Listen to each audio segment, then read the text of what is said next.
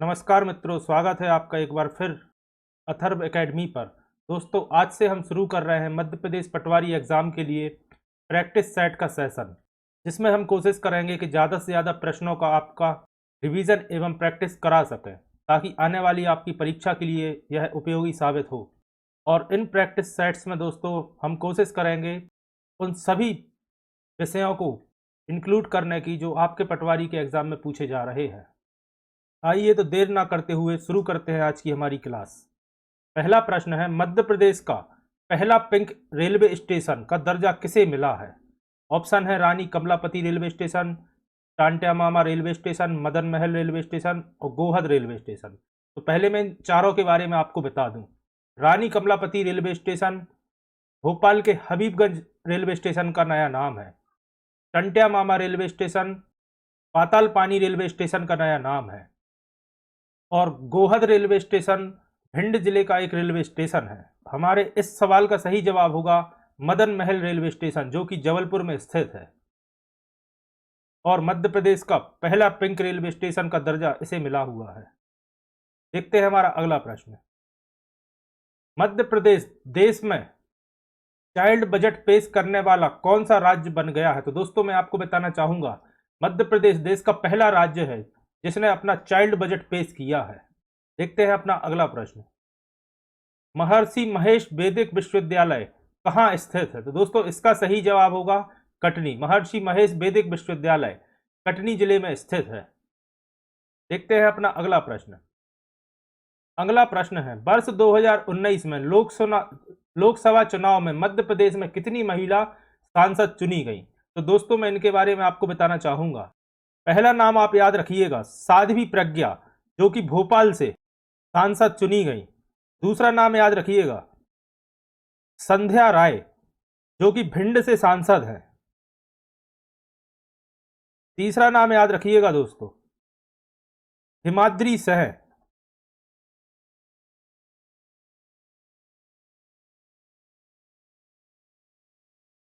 यह शहडोल से सांसद हैं। और चौथी नाम याद रखिएगा दोस्तों, रीति पाठक, और यह सीधी से सांसद हैं। इसका सही जवाब होगा ऑप्शन नंबर डी। वर्ष 2019 में 4 महिला सांसद लोकसभा चुनाव में मध्य प्रदेश से चुनी गई। देखते हैं अपना अगला प्रश्न। मध्य प्रदेश में जैव प्रौद्योगिकी पार्क किस जिले में स्थापित किया गया है? इसका सही जवाब होगा ऑप्शन नंबर ए।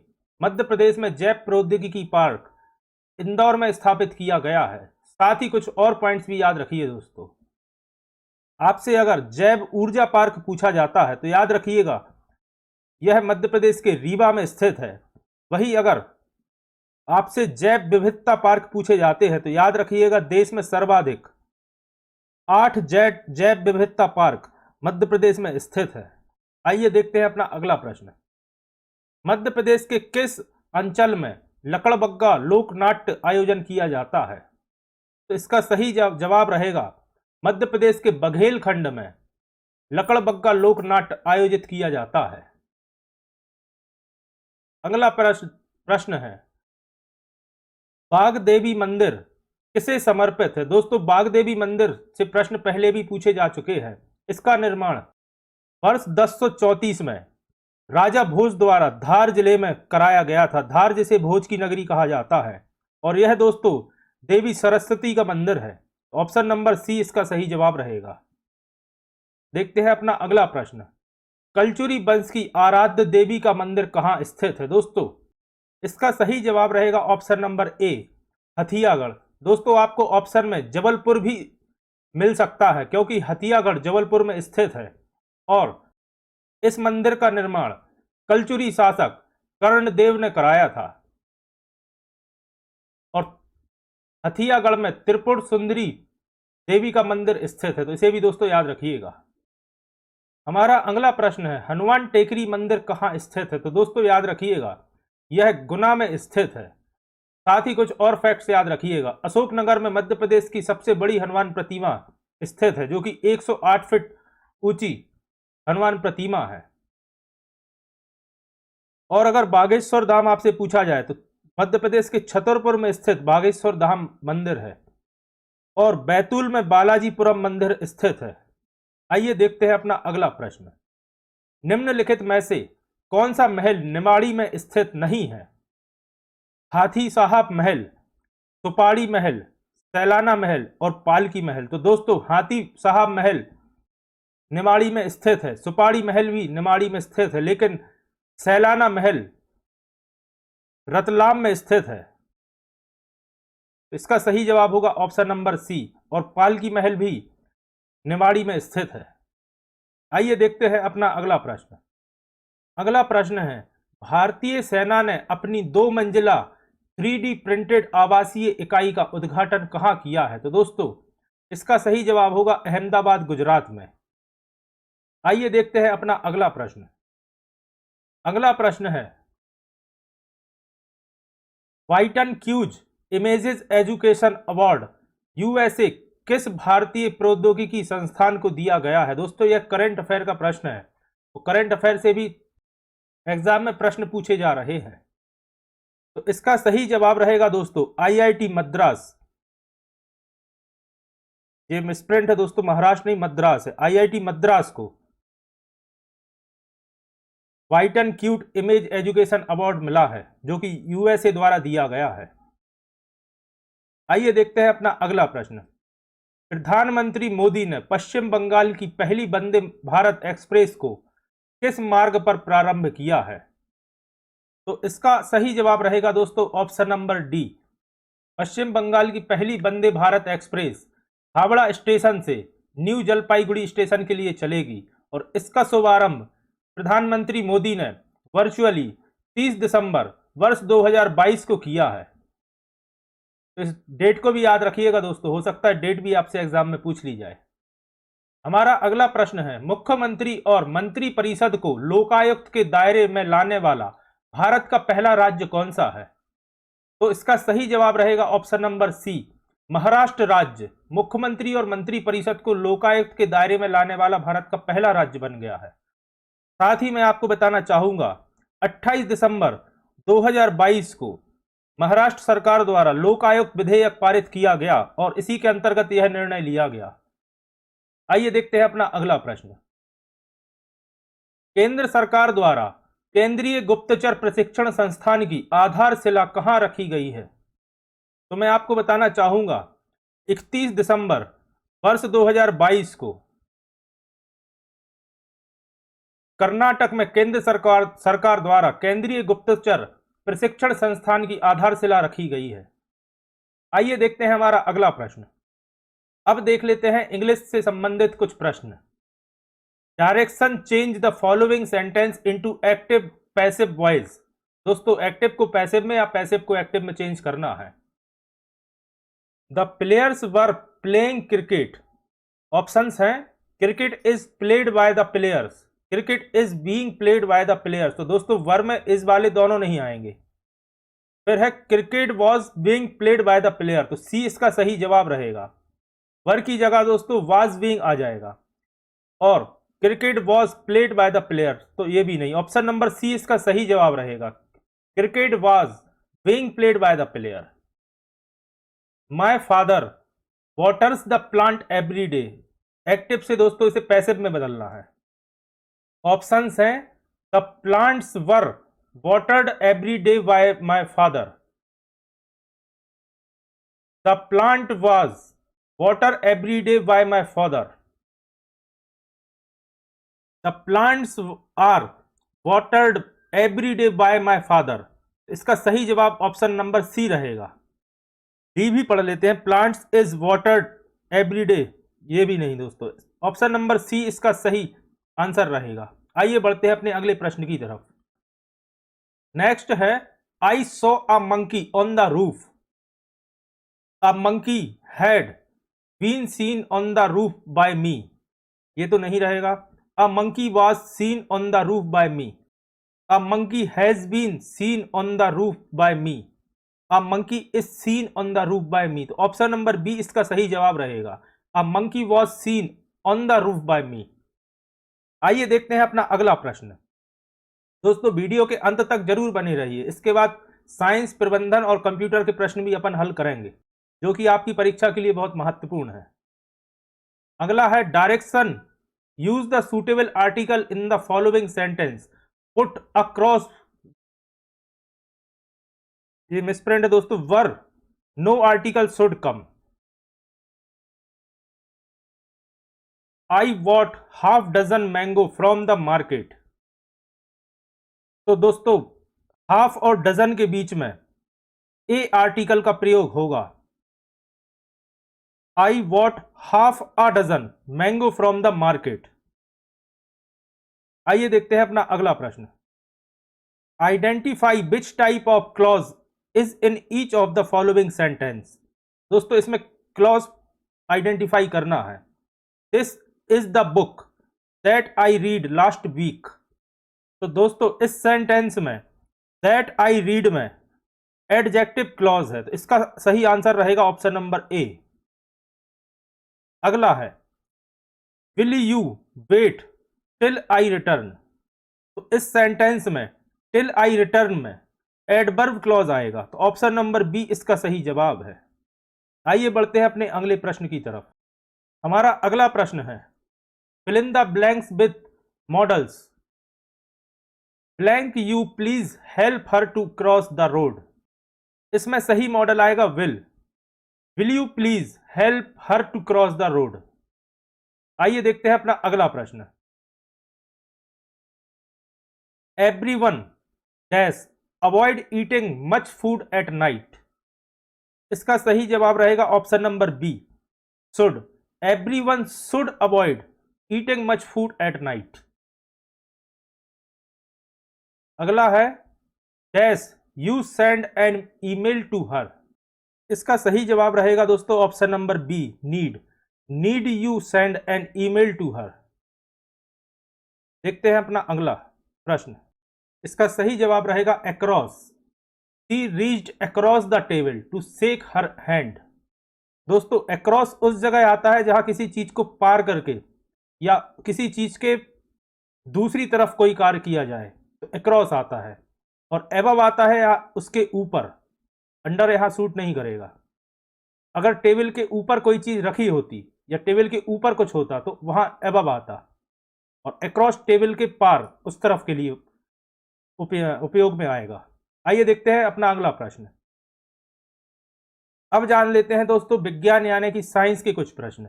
निम्नलिखित में से किसे मास्टर ग्रंथि कहा जाता है। तो दोस्तों बहुत कॉमन और कई बार आया हुआ प्रश्न है, आप सभी जानते होंगे पीयूष ग्रंथि को मास्टर ग्रंथि कहा जाता है। आइए बढ़ते हैं अपने अगले प्रश्न की तरफ। निम्नलिखित में से कौन सा हार्मोन थायराइड ग्रंथि के विकास और थायरोक्विसिन हार्मोन के रिसाव को नियंत्रित करता है। तो इसका सही जवाब रहेगा option number C TSH hormone. TSH hormone का पूर्ण रूप है टाइफाइड स्टिमुलेशन हार्मोन। देखते हैं अपना अगला प्रश्न। मूत्र यानी कि यूरिन का औसत पीएच कितना होता है। तो दोस्तों यूरिन का पीएच मान होता है 6। अगला प्रश्न है मूत्र के रासायनिक संगठन में सम्मिलित है जल, यूरिया, अमोनिया, क्रिएटिनिन और यूरिक अम्ल। तो दोस्तों ऑप्शन में उपयुक्त सभी नहीं है, तो इसका सही जवाब रहेगा ऑल ऑफ द एबव। दोस्तों यूरिन में 95% जल की मात्रा होती है और 2.5% यूरिया की मात्रा होती है, तो बाकी 2.5% में सभी कार्बनिक पदार्थों की मात्रा होती है, जिसमें अमोनिया, क्रिएटिनिन और यूरिक अम्ल शामिल है। आइए देखते हैं अपना अगला प्रश्न। तंत्रिका तंत्र के संरक्षण की इकाई क्या है। इसका सही जवाब रहेगा ऑप्शन नंबर बी न्यूरॉन तंत्रिका तंत्र की संरक्षण की इकाई है। आइए देखते हैं अपना अगला प्रश्न। निसल कणिकाएं बनी होती हैं। दोस्तों निसल कणिकाएं राइजोसोम्स की बनी होती हैं, तो ऑप्शन नंबर सी इसका सही जवाब रहेगा। अगला प्रश्न है पॉलीसाइथीनिया क्या है। दोस्तों तो पॉलीसाइथीनिया एक रोग है जिसमें आरबीसी यानी रेड ब्लड सेल की संख्या अधिक हो जाती है। ऑप्शन नंबर सी इसका सही जवाब रहेगा। अगला प्रश्न है, हीमोग्लोबिन में क्या पाया जाता है? ऑप्शन है केवल Fe यानी लोहा। दोस्तों यह इस तरह से है, केवल 4 पेप्टाइड श्रृंखलाएं या ए और बी दोनों। तो दोस्तों ऑप्शन नंबर सी इसका आंसर रहेगा। ऑप्शन में लोहा एवं 4 पेप्टाइड श्रृंखलाएं पाई जाती हैं, जिसमें से 2 अल्फा पेप्टाइड श्रृंखलाएं और 2 बीटा पेप्टाइड श्रृंखलाएं पाई जाती हैं। ऑप्शन नंबर सी इसका सही जवाब है। देखते हैं अपना अगला प्रश्न। मनुष्य की लार में कौन सा एंजाइम पाया जाता है? दोस्तों लार यानी कि सलाइवा में। इसका सही जवाब रहेगा ऑप्शन नंबर बी, लार एमाइलेज एंजाइम पाया जाता है सलाइवा में। और ऑप्शन में आपको लार एमाइलेज की जगह सलाइवा एमाइलेज भी मिल सकता है। अगला प्रश्न है, निम्नलिखित में से कौन सा एंजाइम दूध को कैसिन में परिवर्तित करता है? दोस्तों रेनिन एंजाइम दूध को कैसिन में परिवर्तित करता है। आइए बढ़ते हैं अपने अगले प्रश्न की तरफ। इनमें से कौन सा मनुष्य के पुरुष प्रजनन अंग का एक हिस्सा है? दोस्तों शुक्र वाहिका मनुष्य के प्रजनन अंग का एक हिस्सा है। देखते हैं अगला प्रश्न, मनुष्य में निषेचन किसमें होता है? तो इसका सही जवाब रहेगा option number A, fallopian tube में मनुष्य में निषेचन होता है। अगला प्रश्न है, भोजन को मिसप्रिंट दोस्तों निगलते समय श्वसन नली को ढकने का कार्य कौन करता है, जिससे भोजन श्वसन नली में प्रवेश ना कर सके? इसका सही जवाब होगा दोस्तों ऑप्शन नंबर बी, एपिग्लॉटिस। देखते हैं अपना अगला प्रश्न, किस कारण से श्वसन नली में वायु के निकल जाने पर भी वह चिपकती नहीं है? इसका सही जवाब रहेगा ऑप्शन नंबर सी, उपस्थित वलय के कारण वायु निकल जाने के बाद भी श्वसन नली चिपकती नहीं है। अगला प्रश्न है, अनुवांशिकी शब्द किसके द्वारा दिया गया था? दोस्तों इसका सही जवाब रहेगा ऑप्शन नंबर बी, ये मिसप्रिंट है थोड़ा सा दोस्तों, बैटसन द्वारा अनुवांशिकी शब्द दिया गया था, बैटसन। आइए देखते हैं अपना अगला प्रश्न, मेंडल द्वारा अनुवांशिकी की प्रयोग हेतु किन पौधों को चुना गया? इसका सही जवाब है ऑप्शन नंबर ए, मटर के पौधे को। अगला प्रश्न है, कोशिका सिद्धांत दिया जाता है, यहां थोड़ा सा मिसप्रिंट है दोस्तों, दिया था। कोशिका सिद्धांत किसने दिया था? तो दोस्तों स्लाइडेन व स्वान ने कोशिका सिद्धांत दिया था। आइए देखते हैं अपना अगला प्रश्न। अगला प्रश्न है, निम्नलिखित में से एड्स का निश्चयात्मक परीक्षण, ये दोस्तों स्पेस नहीं है, निश्चयात्मक परीक्षण है। ऑप्शन नंबर बी इसका सही आंसर रहेगा, वेस्टर्न ब्लॉटिंग परीक्षण एड्स का निश्चयात्मक परीक्षण है। वहीं अगर एलिजा परीक्षण की बात करी जाए तो यह एड्स का प्राथमिक परीक्षण है।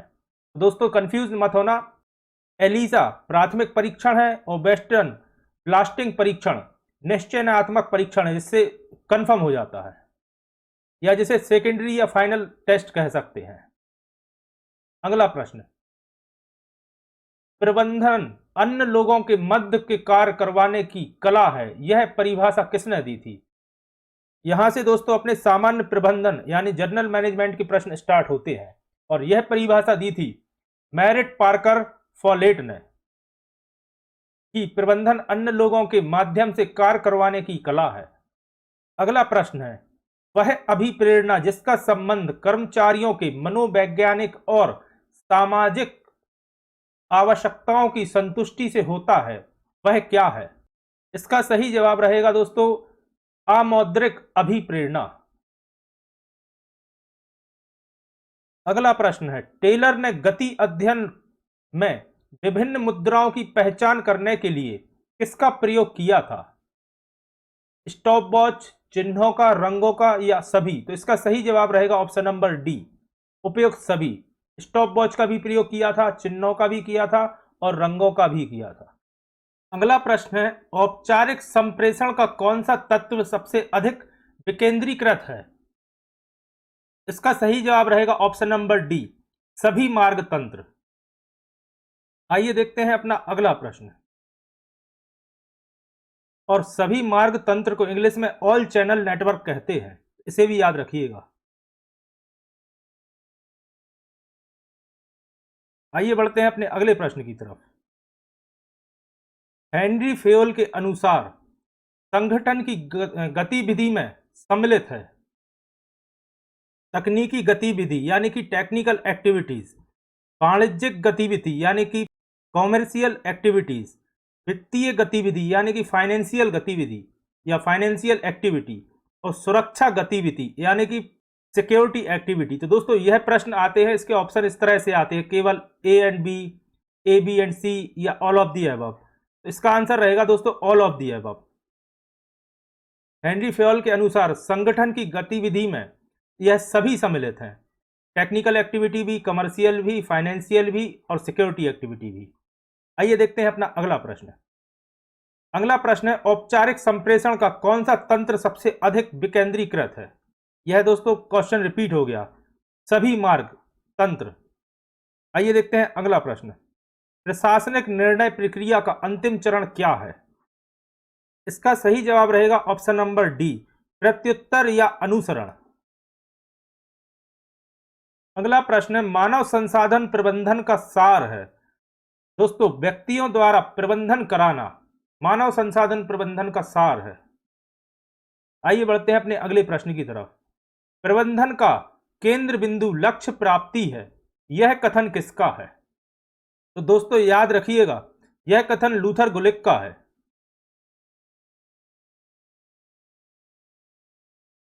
ऑप्शन नंबर बी इसका सही जवाब रहेगा, लूथर गुलिक। अगला प्रश्न है, चैप्टर वर्णन के अनुसार एक सकल नेता का निम्न में से कौन सा गुण है? इसका सही जवाब रहेगा ऑप्शन नंबर डी, उपर्युक्त सभी। एक सफल नेता के अंदर निर्णयकर्ता, उत्तरदायित्व एवं सहनशीलता, यह तीनों गुण होना आवश्यक है।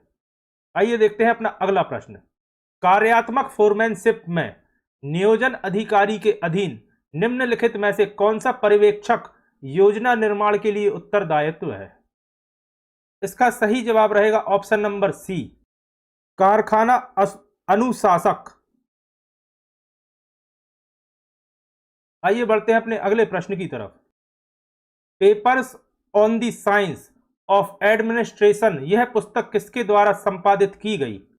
इसका सही जवाब रहेगा ऑप्शन नंबर डी, यह पुस्तक दोस्तों लूथर गुलिक एवं लिंडर उर्बिक दोनों के द्वारा वर्ष 1937 में संपादित की गई थी।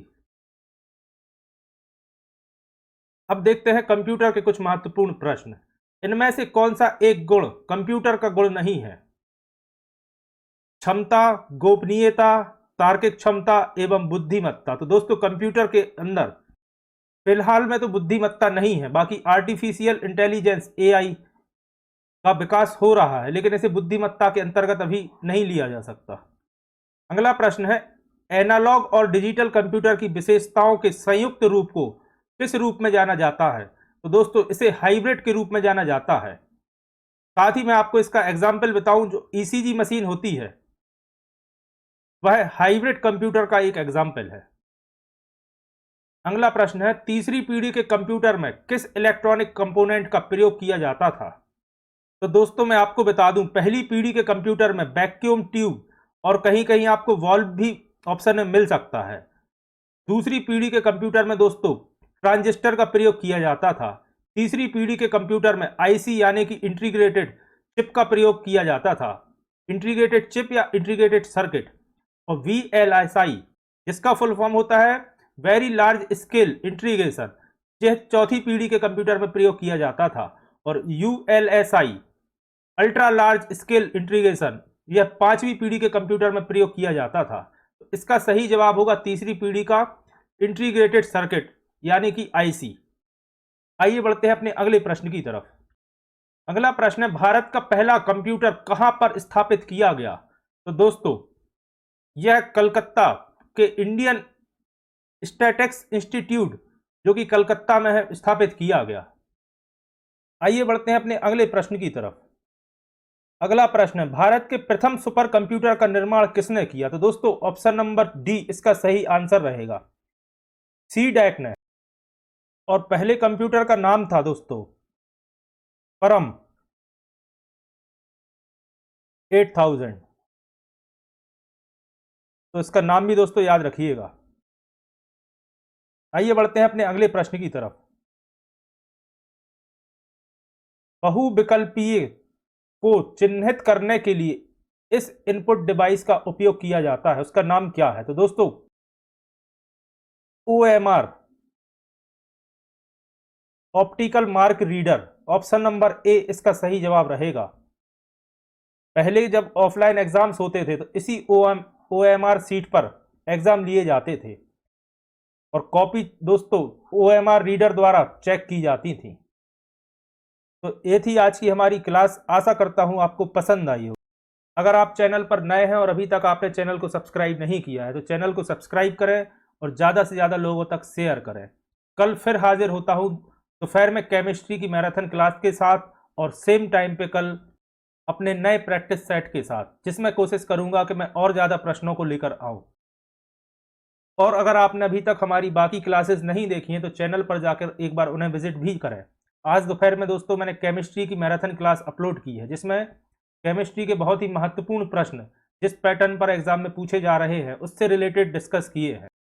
तो एक बार उस वीडियो को जाकर भी जरूर देखें। धन्यवाद दोस्तों।